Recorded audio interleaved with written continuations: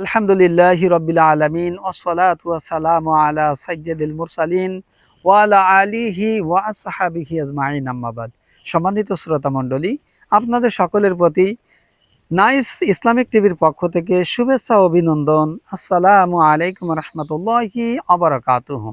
সম্মানিত শ্রোতা মণ্ডলী, আজকে আমরা আলোচনা করব মা ফাতিমা রাদিয়াল্লাহু তাআলা আনহা যখন ইন্তেকাল করেন তখন চমৎকার একটি ঘটনা ঘটে গিয়েছিল, যে ঘটনা বর্ণনা করেছেন আবু যার গিফারি রাদিয়াল্লাহু তাআলা আনহু। অত্যন্ত গুরুত্বপূর্ণ একটি ঘটনা, এর থেকে আমাদের চমৎকার শিক্ষণীয় বিষয় রয়েছে। সেই বিষয়টি নিয়ে আজকে আমি আপনাদের সামনে আলোচনা শেয়ার করব। মা ফাতেমা রাদিয়াল্লাহু তাআলা আনহা যখন ইন্তেকাল করেন তখন রাতের বেলায় অল্প কিছু সংখ্যক লোক নিয়েই তার জানাজার কাজ কাম সব কিছু সম্পন্ন করা হয়।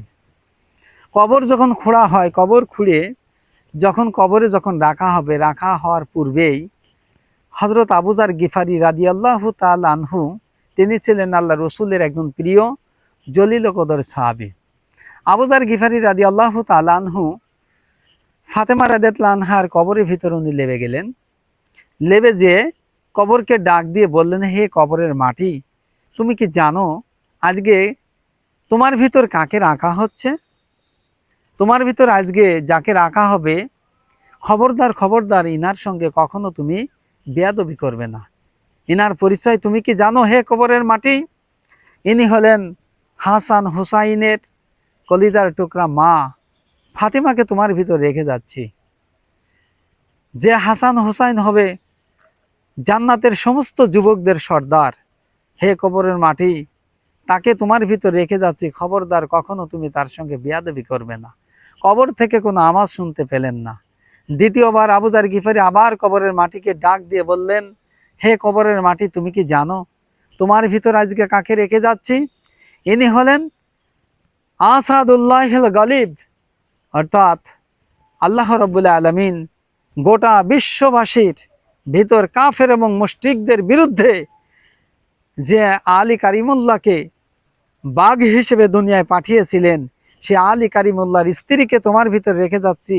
হে কবরের মাটি, খবরদার খবরদার ইনার সঙ্গে কখনো তুমি বেয়াদবি করবে না। কবর থেকে কোনো আওয়াজ তিনি শুনতে পেলেন না।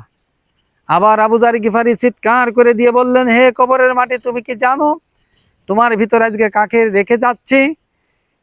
ইনার পরিচয় তুমি শুনে রাখো। ইনি হলেন আখেরি জামানার সর্বশ্রেষ্ঠ পয়গম্বর, সমস্ত নবীর শ্রেষ্ঠ নবী, আখেরি জামানার সর্বশ্রেষ্ঠ বিশ্ব নবী মুহাম্মদ রাসূলুল্লাহ সাল্লাল্লাহু আলাইহি ওয়াসাল্লামের কলিজার টুকরা মা ফাতেমাকে তোমার ভিতর রেখে যাচ্ছি রে কবরের মাটি, খবরদার খবরদার তুমি ইনার সঙ্গে কখনো বেয়াদবি করবে না। আবু যার গিফারি রাদিয়াল্লাহু তাআলা আনহুর এই কথা শেষ হওয়ার সাথে সাথেই আল্লাহ সুবহানাহু ওয়া তাআলা কবরের মাটির আল্লাহ পাক জবান খুলে দিলেন।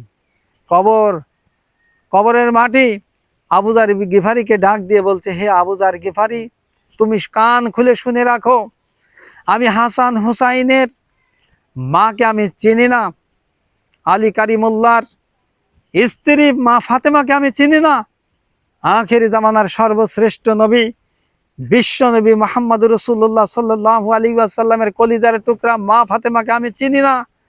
আমি শুধু চিনি একটা জিনিস, সেই জিনিসটার নাম হলো নেক আমল। যে ব্যক্তি দুনিয়া থেকে নেক আমল করে এসেছে, যে ব্যক্তি আল্লাহর নৈকট্য অর্জন করে আসবে আমার ভিতরে, এই কবরে যে ব্যক্তি আল্লাহর নৈকট্য অর্জন করে নেক আমল নিয়ে আসবে, হে আবু যার গিফারি শুনে রাখো, আমি তার সঙ্গে ভালো ব্যবহার করব। আল্লাহ রাব্বুল আলামিন এই কবরটাকে প্রশস্ত করে দেবেন এবং কবরটাকে আল্লাহ তাআলা জান্নাতের টুকরায় পরিণত করে দেবেন।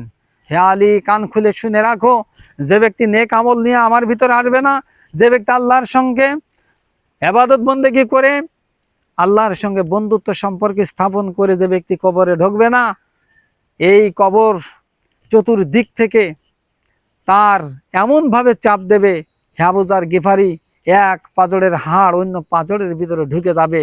সুতরাং নেক আমল ব্যতীত এই কবর থেকে কোনো ব্যক্তি নাজাত পাবে না। যখনই কবর থেকে আওয়াজ শুনতে পেলেন আবু যার গিফারি, তখন আবু যর গিফারি কবর থেকে তিনি চিৎকার করে কবর থেকে তিনি বের হয়ে গেলেন। আর কখনো জীবনে সে কোনোদিন সংসার করতে পারেন নাই। সুতরাং এই কবরের এই ঘটনা থেকে গোটা বিশ্ব মুসলিমবাসী একটা মাত্র এই বার্তা তাদের কাছে পৌঁছে দিতে হবে। বা চমৎকার একটি শিক্ষণীয় বিষয় হলো এই যে কবরে নাজাত যদি পেতে হয় অবশ্যই আমাদের আল্লাহর সঙ্গে নিবিড় সম্পর্ক স্থাপন করতে হবে, অর্থাৎ আল্লাহ রাব্বুল আলামিনের বেশি বেশি ইবাদত বন্দেগী করে আল্লাহর নৈকট্য অর্জন করতে হবে দুনিয়া থেকে ইবাদতের মাধ্যমে। আর ইবাদত করে বেশি বেশি নেক আমল নিয়ে যদি কবরে প্রবেশ করতে পারি আমাদের জন্য কোনো ভয় নাই, দুশ্চিন্তার কোনো কারণ নাই। আল্লাহ তাআলা কবরটাকে জান্নাতের টুকরায় পরিণত করে দেবে। সুবহানাল্লাহ। তাই আসুন এই ঘটনা থেকে আমরা যেটা শিক্ষা অর্জন করতে পারি, আমাদের বেশি বেশি নেক আমল করতে হবে, আল্লাহর প্রতিটি বিধান আমাদের মানতে হবে, আল্লাহ পাক যে কাজ করতে নিষেধ করেছে সেই কাজগুলো বর্জন করতে হবে এবং আল্লাহর সঙ্গে বন্ধুত্ব সম্পর্ক স্থাপন করে যদি মৃত্যুবরণ করতে পারি তাহলে আল্লাহ পাক আমাদের কবরে, হাসরে, মিজানে, ফুলসরাতে সকল জায়গায় আল্লাহ পাক আমাদের সাথী হবে, আল্লাহ পাক আমাদের সাহায্যকারী হবে। আল্লাহ পাক আমাদের সকলকে এই ঘটনা থেকে শিক্ষা অর্জন করে আল্লাহর নৈকট্য অর্জন করে বেশি বেশি নেক উপার্জন করে আমরা যাতে কবরে যেতে পারি এবং মৃত্যুর সময় আল্লাহ তাআলা আমাদের সকলকে কালেমা যেন নসিব করুক।